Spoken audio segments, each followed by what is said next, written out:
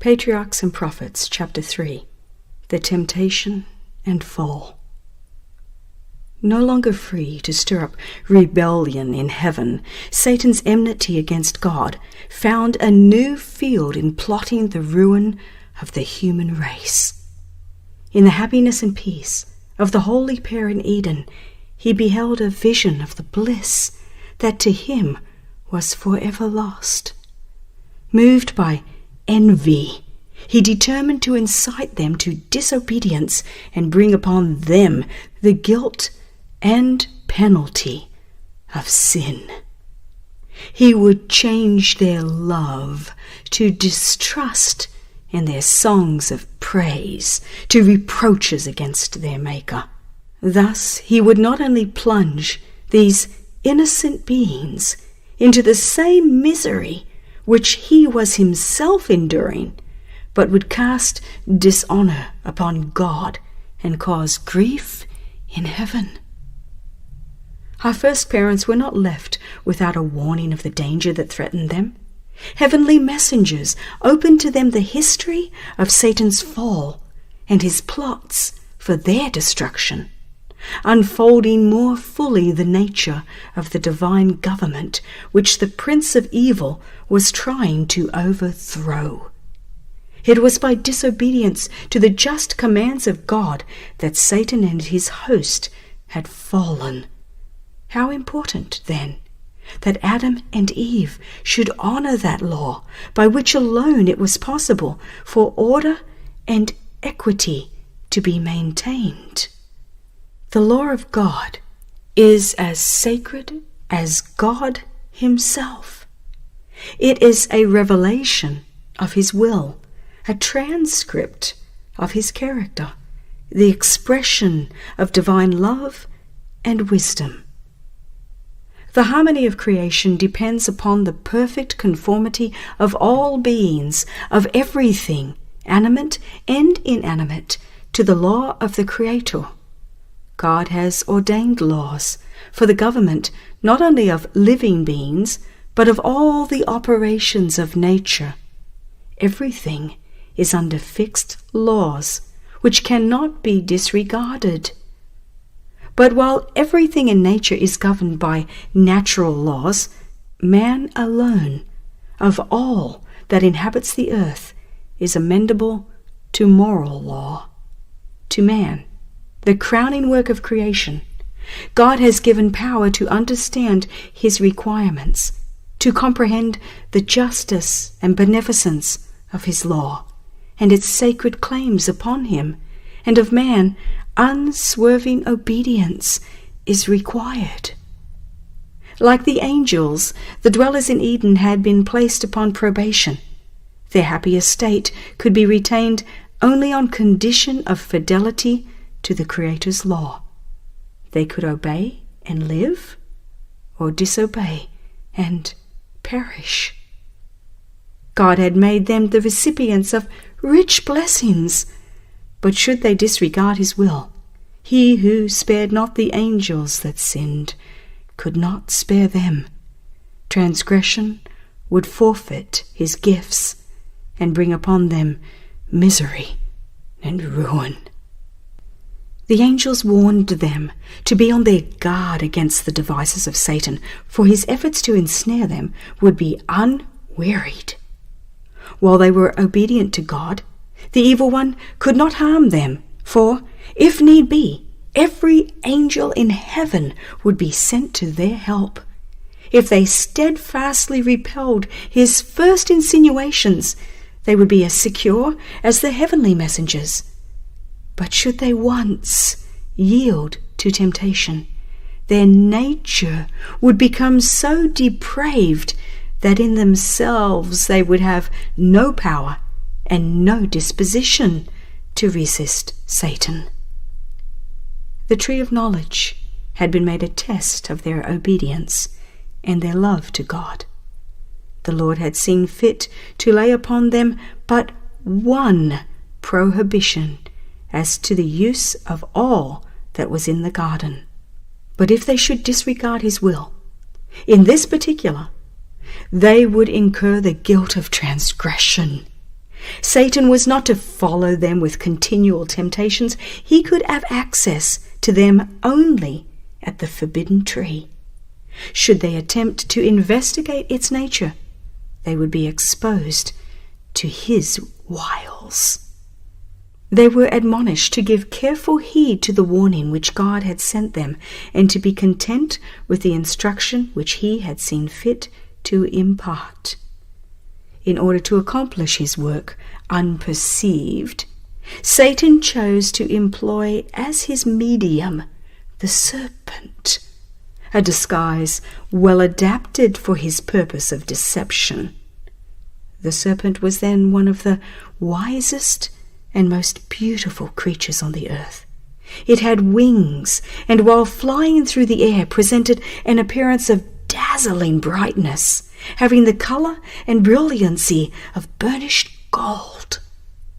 Resting in the rich, laden branches of the forbidden tree, and regaling itself with the delicious fruit, it was an object to arrest the attention and delight the eye of the beholder. Thus in the garden of peace lurked the destroyer, watching for his prey. The angels had cautioned Eve to be aware of separating from her husband while occupied in their daily labor in the garden. With him, she would be in less danger from temptation than if she were alone. But absorbed in her pleasing task, she unconsciously wandered from his side. On perceiving that she was alone, she felt an apprehension of danger, but dismissed her fears, deciding that she had sufficient wisdom and strength to discern evil and to withstand it. Unmindful of the angel's caution, she soon found herself gazing with mingled curiosity and admiration upon the forbidden tree. The fruit was very beautiful, and she questioned with herself why God had withheld it from them. Now was the tempter's opportunity. As if he were able to discern the workings of her mind, he addressed her. "Yea, hath God said, Ye shall not eat of every tree of the garden?" Eve was surprised and startled, as she thus seemed to hear the echo of her thoughts. But the serpent continued in a musical voice, with subtle praise of her surpassing loveliness, and his words were not displeasing. Instead of fleeing from the spot, she lingered wonderingly to hear a serpent speak. Had she been addressed by a being like the angels, her fears would have been excited, but she had no thought that the fascinating serpent could become the medium of the fallen foe.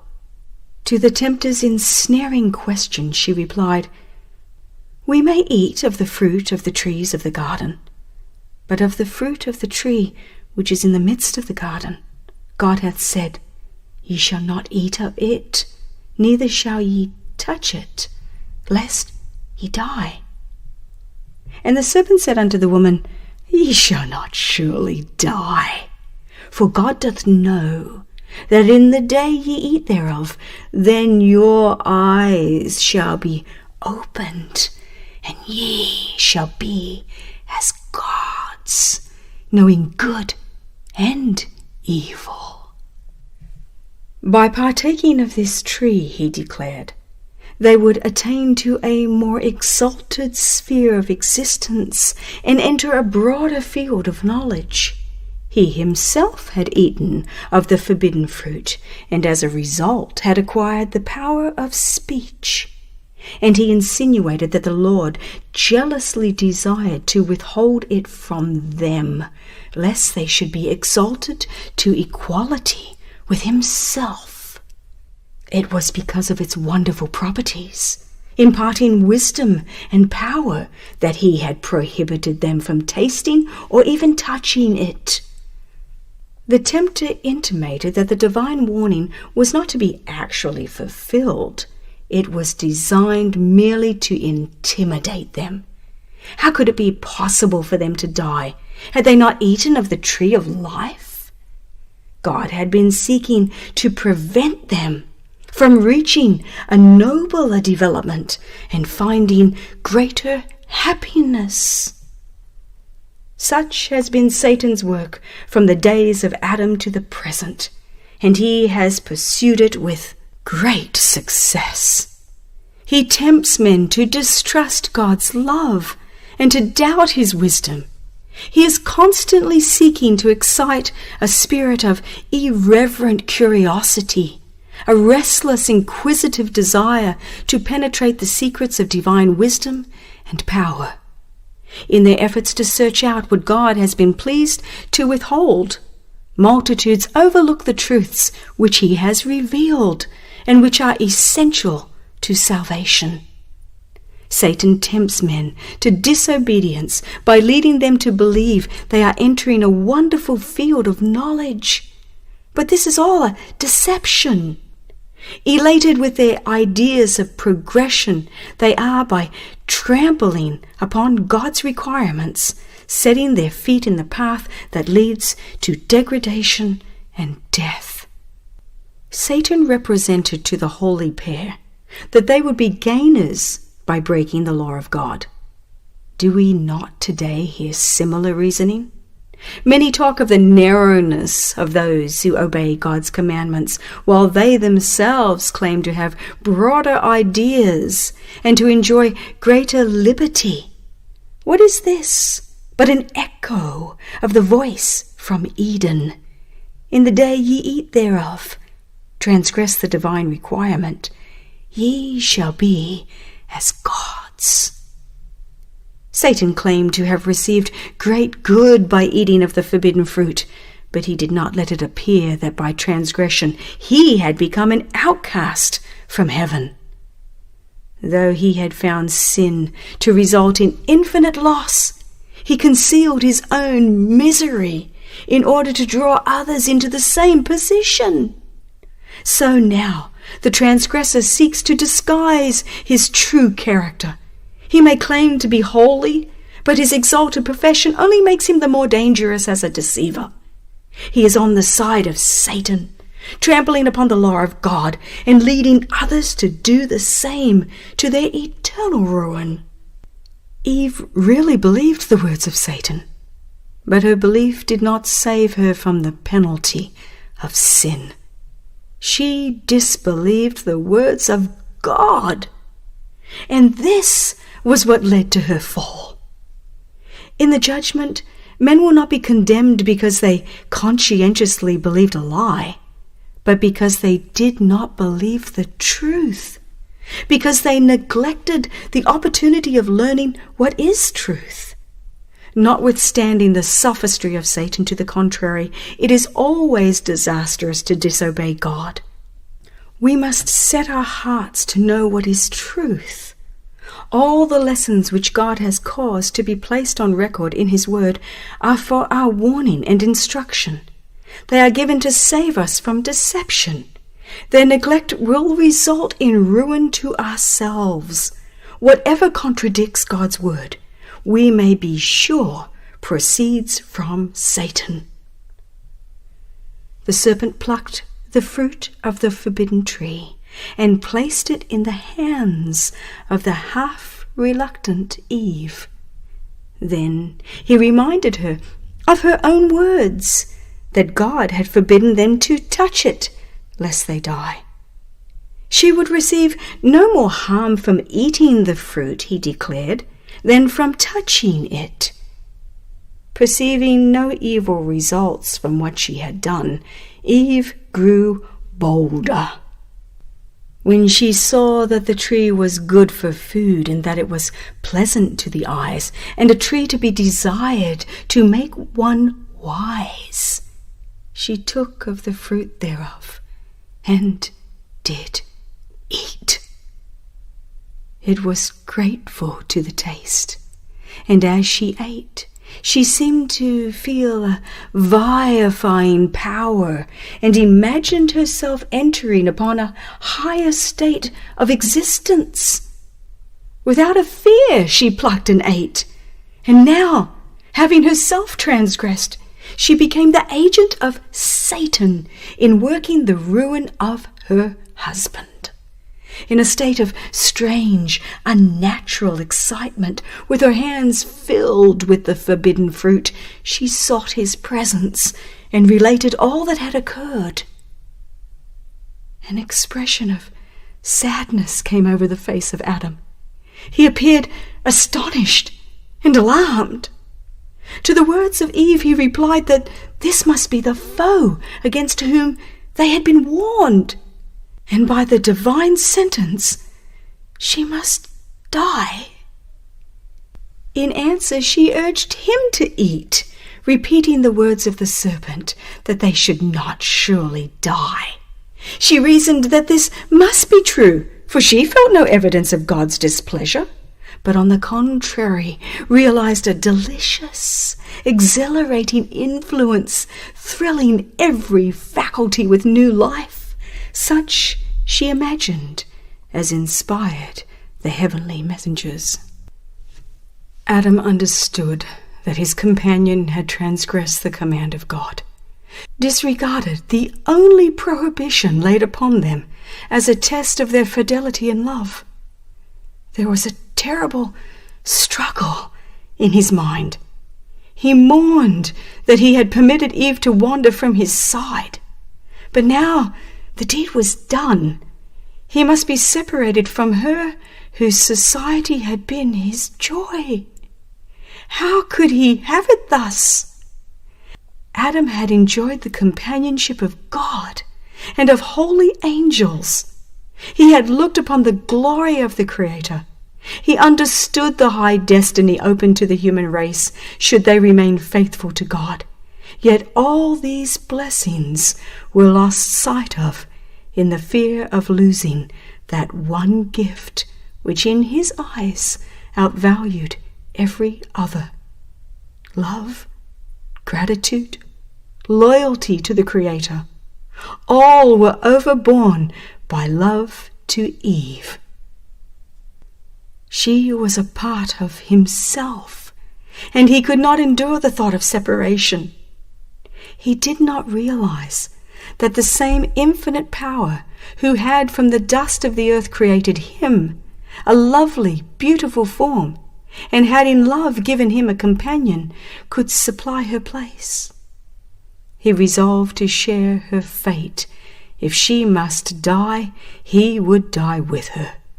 After all, he reasoned, might not the words of the wise serpent be true?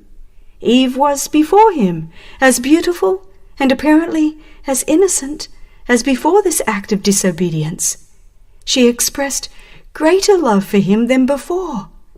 No sign of death appeared in her, and he decided to brave the consequences. He seized the fruit and quickly ate. After his transgression, Adam at first imagined himself entering upon a higher state of existence, but soon the thought of his sin filled him with terror. The air, which had hitherto been of a mild and uniform temperature, seemed to chill the guilty pair. The love and peace which had been theirs was gone, and in its place they felt a sense of sin, a dread of the future, a nakedness of soul. The robe of light which had enshrouded them now disappeared, and to supply its place they endeavored to fashion for themselves a covering, for they could not, while unclothed, meet the eye of God and holy angels. They now began to see the true character of their sin. Adam reproached his companion for her folly in leaving his side and permitting herself to be deceived by the serpent. But they both flattered themselves that he who had given them so many evidences of his love would pardon this one transgression. or that they would not be subjected to so dire a punishment as they had feared. Satan exulted in his success. He had tempted the woman to distrust God's love, to doubt his wisdom, and to transgress his law, and through her he had caused the overthrow of Adam. But the great lawgiver was about to make known to Adam and Eve the consequences of their transgression.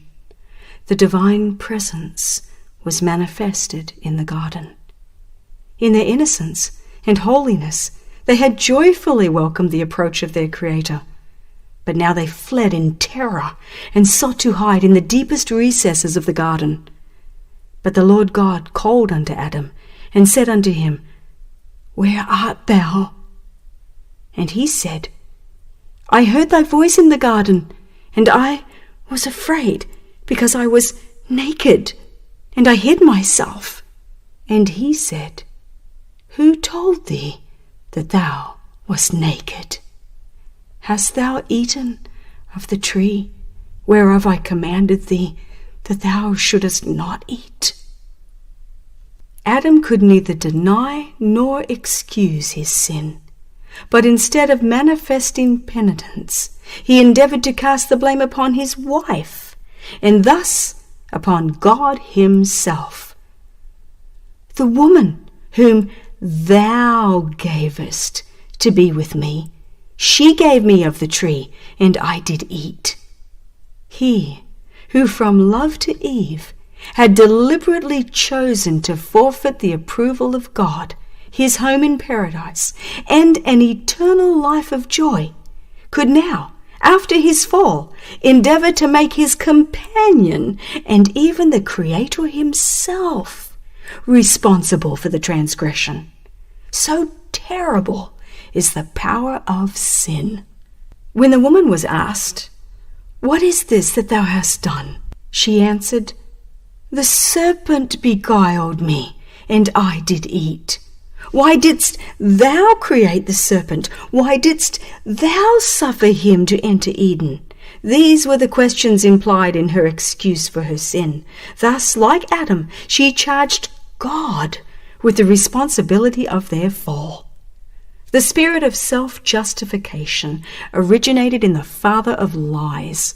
It was indulged by our first parents as soon as they yielded to the influence of Satan, and has been exhibited by all the sons and daughters of Adam.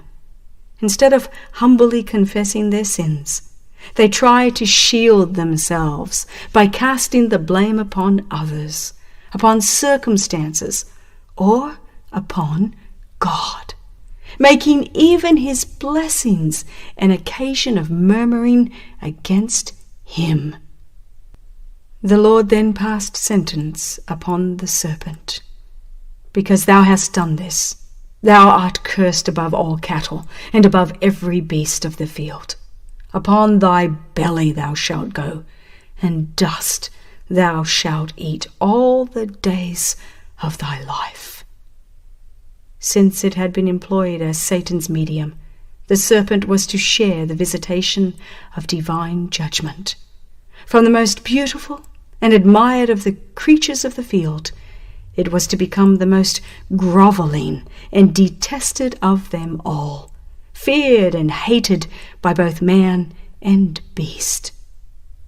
The words next addressed to the serpent applied directly to Satan himself, pointing forward to his ultimate defeat and destruction. I will put enmity between thee and the woman, and between thy seed and her seed. It shall bruise thy head, and thou shalt bruise his heel. Eve was told of the sorrow and pain that must henceforth be her portion. And the Lord said, Thy desire shall be to thy husband, and he shall rule over thee. In the creation, God had made her the equal of Adam.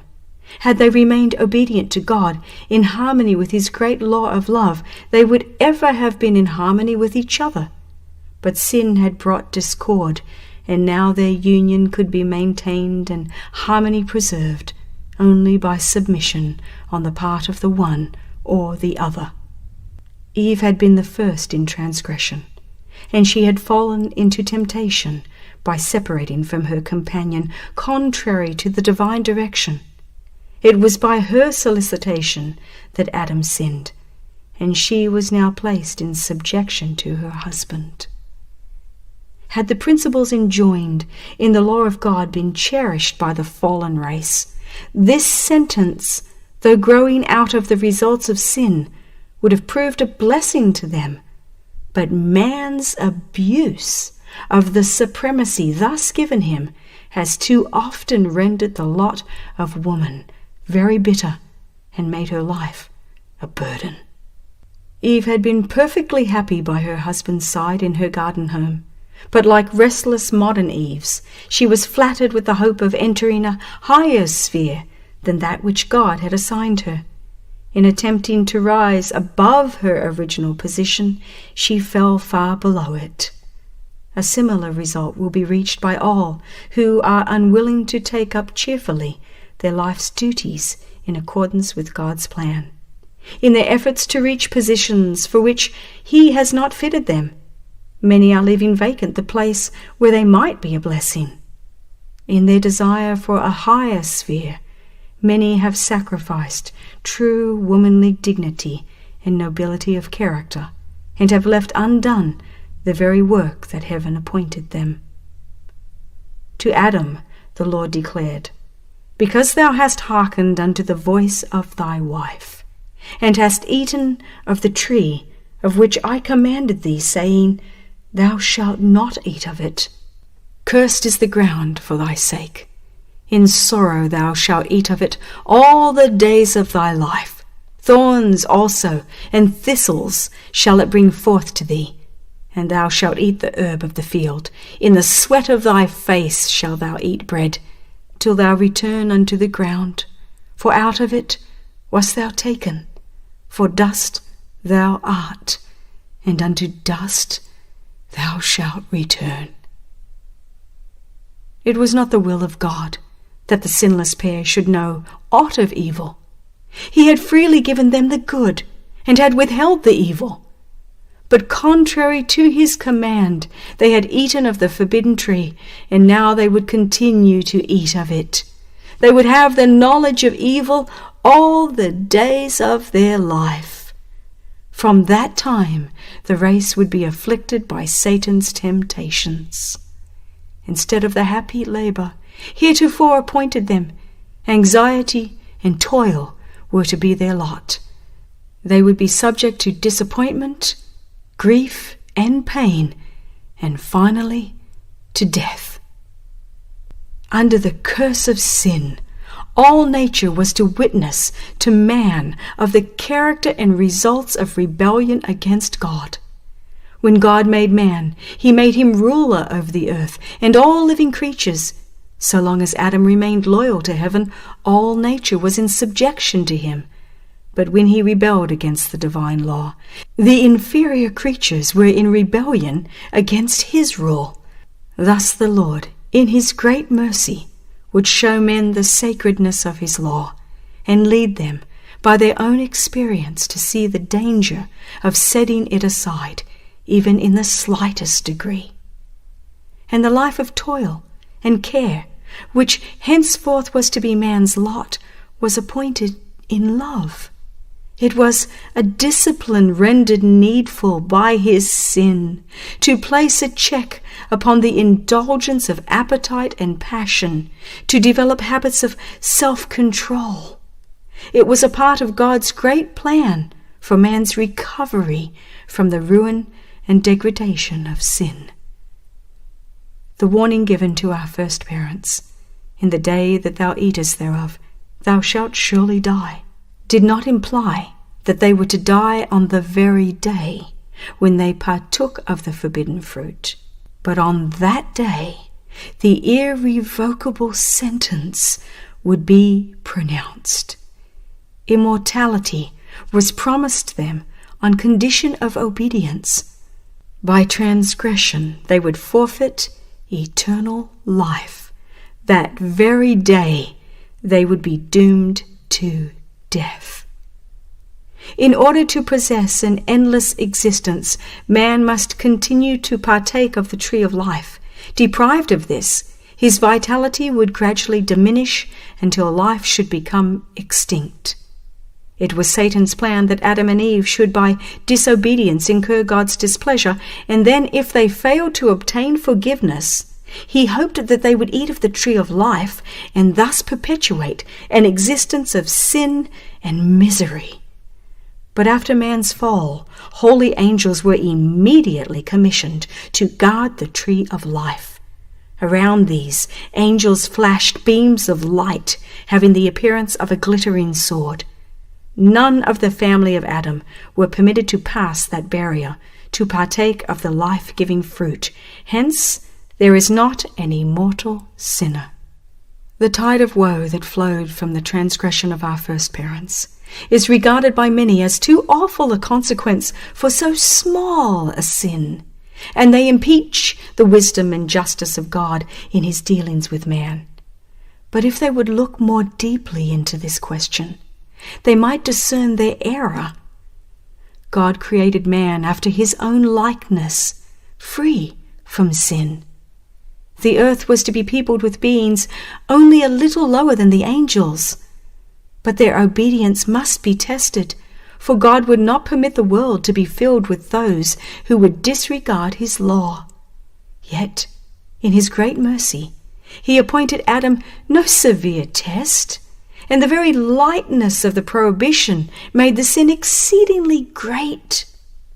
If Adam could not bear the smallest of tests, he could not have endured a greater trial had he been entrusted with higher responsibilities. Had some great test been appointed Adam, then those whose hearts inclined to evil would have excused themselves by saying, "This is a trivial matter, and God is not so particular about little things," and there would be continual transgression in things looked upon as small and which pass unrebuked among men. But the Lord has made it evident that sin in any degree is offensive to him. To Eve it seemed a small thing to disobey God by tasting the fruit of the forbidden tree, and to tempt her husband also to transgress. But their sin opened the floodgates of woe upon the world. Who can know, in the moment of temptation, the terrible consequences that will result from one wrong step? Many who teach that the law of God is not binding upon man urge that it is impossible for him to obey its precepts. But if this were true, why did Adam suffer the penalty of transgression? The sin of our first parents brought guilt and sorrow upon the world, and had it not been for the goodness and mercy of God, would have plunged the race into hopeless despair. Let none deceive themselves. The wages of sin is death. The law of God can no more be transgressed with impunity now than when sentence was pronounced upon the father of mankind. After their sin, Adam and Eve were no longer to dwell in Eden. They earnestly entreated that they might remain in the home of their innocence and joy. They confessed that they had forfeited all right to that happy abode, but pledged themselves for the future to yield strict obedience to God. But they were told that their nature had become depraved by sin. They had lessened their strength to resist evil, and had opened the way for Satan to gain more ready access to them. In their innocence, they had yielded to temptation, and now, in a state of conscious guilt, they would have less power to maintain their integrity. In humility and unutterable sadness, they bade farewell to their beautiful home, and went forth to dwell upon the earth where rested the curse of sin. The atmosphere, once so mild and uniform in temperature, was now subject to marked changes, And the Lord mercifully provided them with a garment of skins as a protection from the extremes of heat and cold. As they witnessed in drooping flower and falling leaf the first signs of decay, Adam and his companion mourned more deeply than men now mourn over their dead. The death of the frail, delicate flowers was indeed a cause of sorrow. But when the goodly trees cast off their leaves, the scene brought vividly to mind the stern fact that death is the portion of every living thing. The Garden of Eden remained upon the earth long after man had become an outcast from its pleasant paths.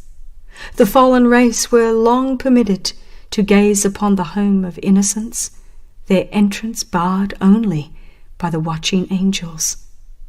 At the cherubim-guarded gate of paradise, the divine glory was revealed. Hither came Adam and his sons to worship God. Here they renewed their vows of obedience to that law, the transgression of which had banished them from Eden. When the tide of iniquity overspread the world, and the wickedness of men determined their destruction by a flood of waters, the hand that had planted Eden withdrew it from the earth.